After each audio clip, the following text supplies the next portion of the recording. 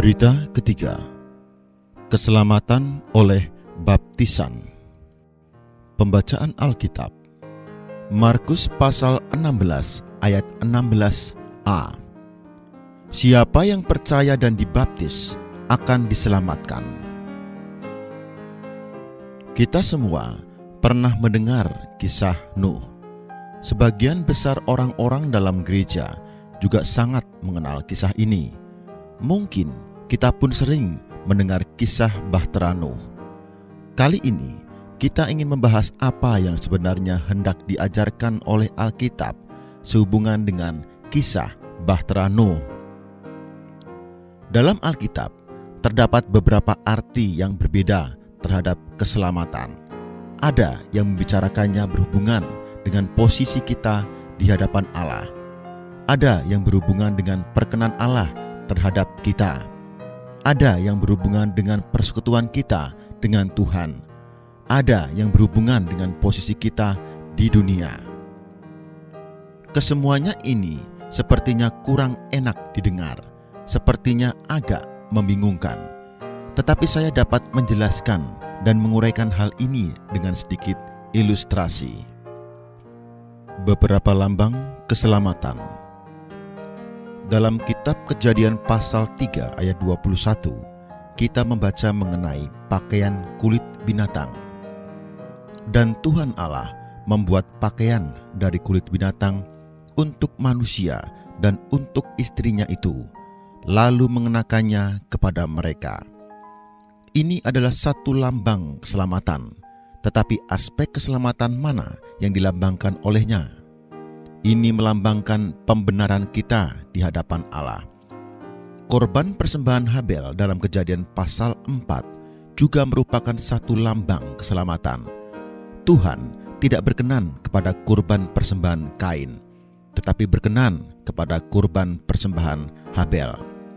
Kain mempersembahkan kurban bersandarkan dirinya sendiri, karena itu tidak diperkenan Allah.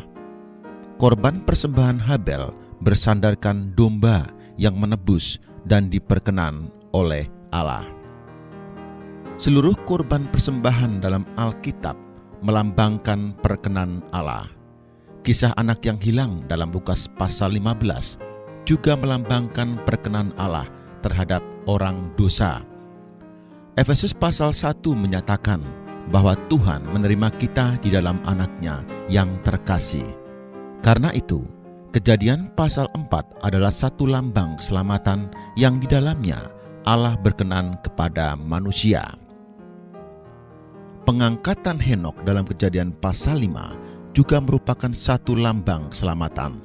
Ini adalah lambang keselamatan dalam aspek mengalahkan maut. Kejadian pasal 3 adalah lambang pembenaran. Kejadian pasal 4 adalah lambang perkenan Allah. Sedangkan Kejadian pasal 5 adalah lambang kemenangan atas maut. Kisah bahtera dalam Kejadian pasal 6 juga merupakan satu lambang keselamatan. Tetapi lambang ini berbeda dengan lambang-lambang dalam Kejadian pasal 3 sampai pasal 5. Lambang yang pertama berbicara tentang pembenaran di hadapan Allah. Lambang yang kedua mengenai perkenan di hadapan Allah. Sedangkan yang ketiga adalah mengenai kemenangan kita atas maut dan memiliki hidup kekal. Pada pasal 6 kita melihat hubungan antara orang Kristen dengan dunia. Bagaimana orang Kristen dapat terlepas dari segala sesuatu yang dihukum Allah. Bagaimana dia dapat terlepas dari segala sesuatu yang berada di bawah penghakiman Allah. Cara menerima keselamatan Allah menyatakan cara dilepaskan dari penghukuman dan penghakiman Allah. Kelepasan ini sepertilah kelepasan yang meloloskan seseorang dari suatu kurungan. Ada berbagai macam dosa. Dosa yang disebutkan dalam Kejadian pasal 3 sampai pasal 6 semuanya berlainan. Dosa yang disebutkan dalam pasal 3 adalah dosa di hadapan Allah, dosa tidak taat kepada Allah, dosa menentang Allah. Pasal ini juga memberitahu kita, karena dosa itu manusia membutuhkan pakaian kulit binatang dari Allah untuk menutupi dirinya, sehingga dia dapat dibenarkan di hadapan Allah. Dosa terhadap Allah dan terhadap sesama manusia disebutkan dalam pasal 4. Kain berdosa karena membunuh saudaranya sendiri. Dia melanggar dua perintah Allah, mengasihi Tuhan Allah dengan segenap hati, segenap jiwa, dan segenap akal budi, dan mengasihi sesama manusia seperti diri sendiri. Dosa ini menuntut satu kurban persembahan agar seseorang dapat diterima di hadapan Allah. Bahkan meskipun seseorang berbuat dosa di hadapan manusia, dia harus diterima di hadapan Tuhan lebih dahulu. Jika tidak, dia tidak bisa lewat. Dosa melalaikan Allah disebutkan dalam pasal 5. Ini berbeda dengan dosa-dosa yang disebutkan dalam pasal 3 dan 4. Manusia melalaikan Allah dan bertindak menuruti keinginan diri sendiri.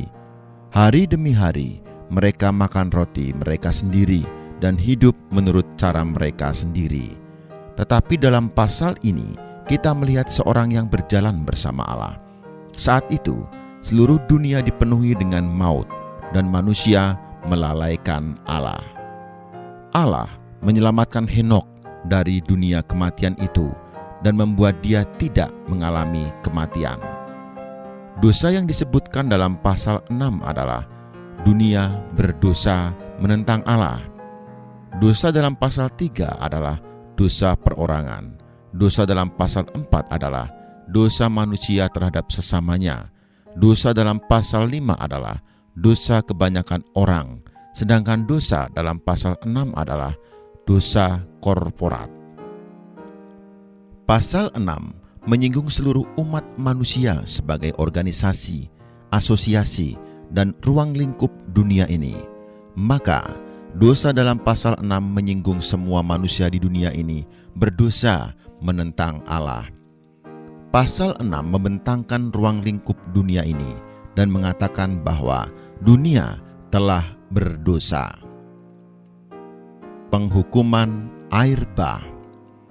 Sekarang, mari kita melihat pasal 6. Permulaan pasal ini menyinggung tentang para malaikat yang jatuh dan manusia yang berdosa dan bagaimana mereka bersatu dalam dosa. Kita tidak perlu menanyakan arti khusus dari bagian ini. Yang perlu kita mengerti ialah bahwa anak-anak Allah, yakni para malaikat yang jatuh dan putri-putri manusia yang berdosa, keduanya diciptakan oleh Allah. Mereka semua memiliki roh.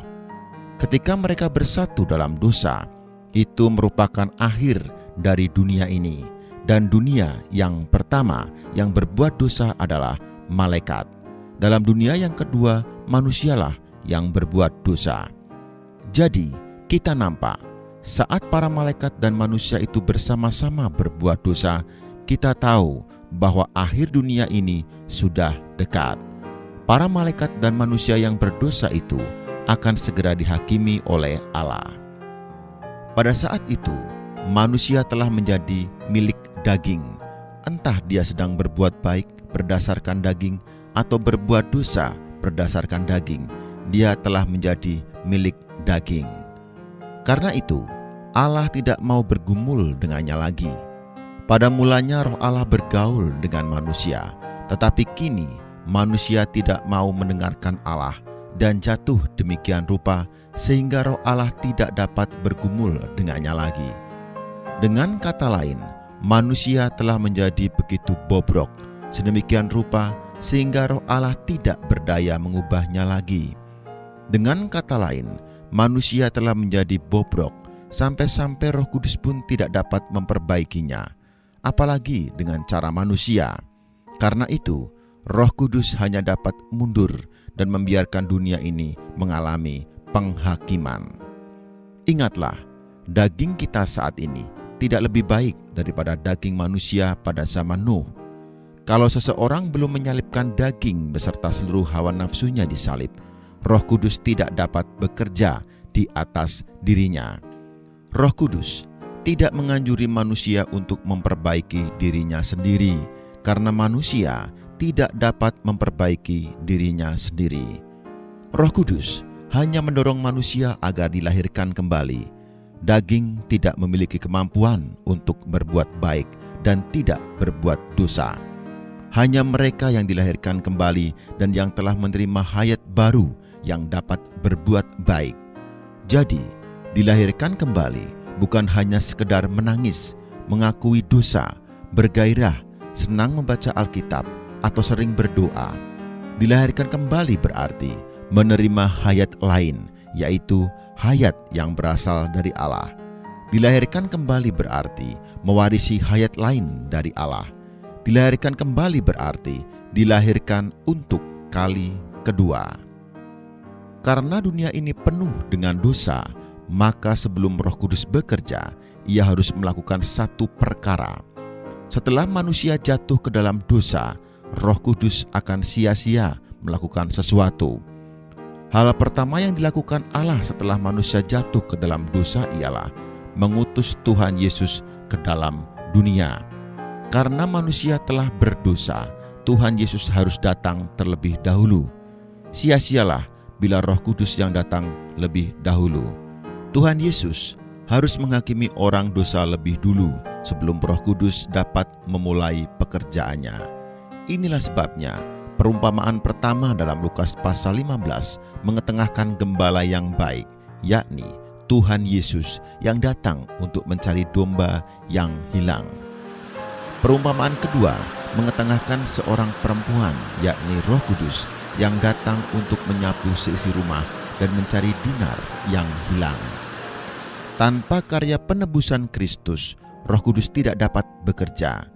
Pekerjaan Roh Kudus baru dapat dimulai bila karya Kristus telah rampung.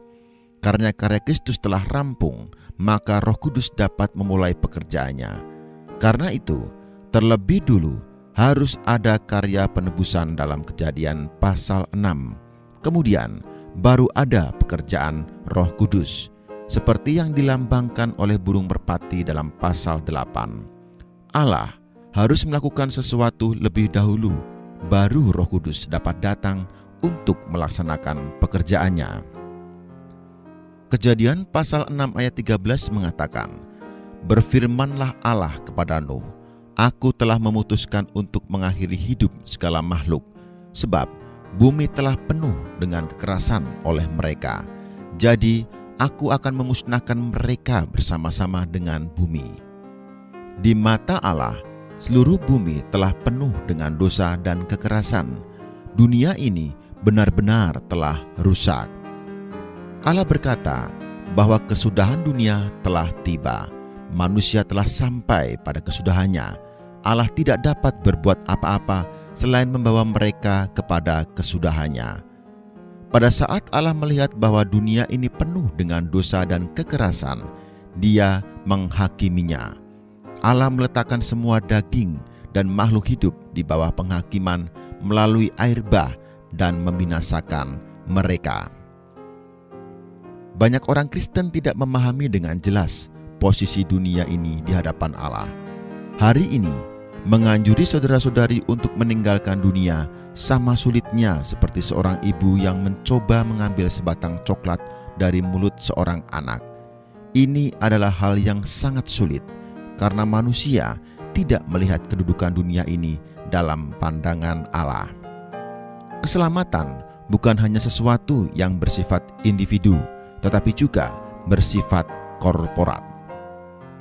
Dosa bukan hanya suatu masalah individu, melainkan masalah korporat.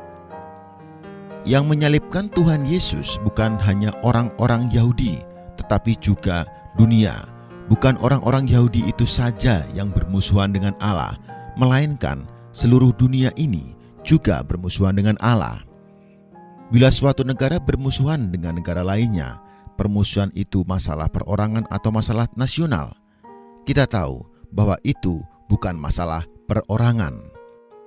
Jika beberapa orang rakyat dari suatu negara itu bersikap baik terhadap beberapa orang dari negara lainnya, hubungan itu bersifat pribadi. Masalahnya bukanlah rakyat dari negara musuh itu baik atau tidak, melainkan seluruh negara itu bermusuhan dengan negara lainnya. Seseorang membenci negara musuh bukan karena ada orang tua dari negaranya dibunuh oleh orang-orang negara musuh. Ini adalah hubungan antar satu negara.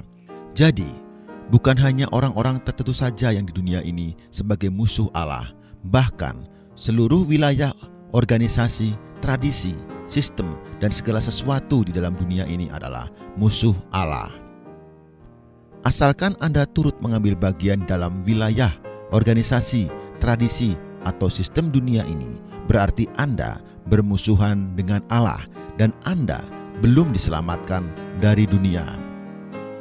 Jika Anda memahami perkara ini, Anda tidak perlu mendorong orang lain untuk melakukan ini dan itu, untuk memperbaiki diri, untuk mengatasi kekurangan, untuk berubah, untuk berbuat baik, atau untuk melepaskan diri dari semua masalah yang lain. Semua usaha itu sia-sia belaka. Dalam pandangan Allah, seluruh dunia ini telah rusak. Allah bermusuhan dengan dunia ini. Orang-orang yang mengasihi dunia tidak dapat mengasihi Allah. Jika seseorang mengasihi dunia, kasih akan Allah tidak ada di dalam dirinya. Mereka yang ingin bersahabat dengan dunia berarti memusuhi Allah. Inilah pandangan Allah.